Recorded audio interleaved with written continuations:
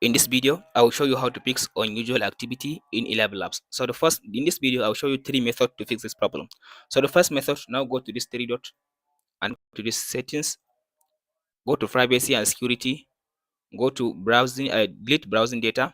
So select all these three, browsing history, cookies, cache. After you select all this, click on this time range and select all time. Click on this delete data. After you finish deleting, that's the first method. So the second method, now go ahead now and go back to your ElevenLabs.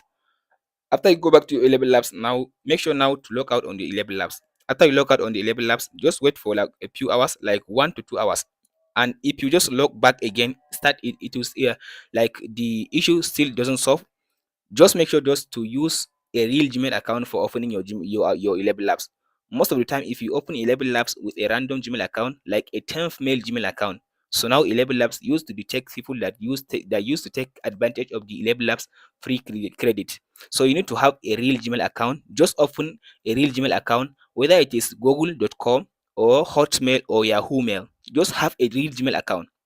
After you open the account with the real Gmail account, just wait for some few hours. If you are using free account, just wait for at least 2 hours or 3 hours after you open the Gmail account, do the ElevenLabs account with a real Gmail account. So after you wait for like 1 to 2 hours with the real Gmail account, then come back and log in. It will start working on your account. So if this doesn't solve your problem, just go back and just switch the internet you are using. If you are using mobile data, just go ahead now and switch it on and off.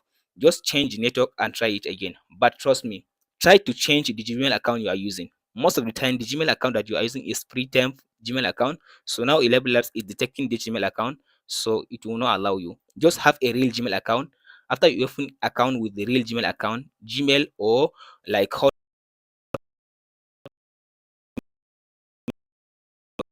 working properly, and that's it.